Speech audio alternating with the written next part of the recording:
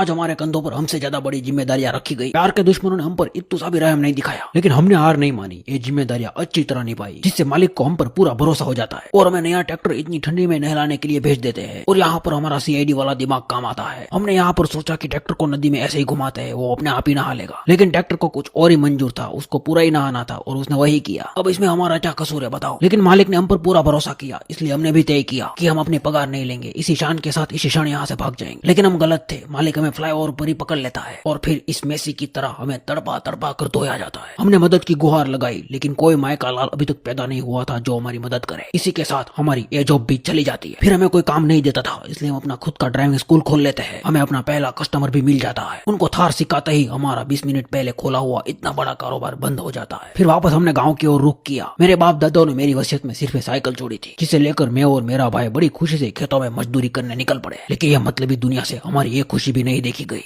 परंतु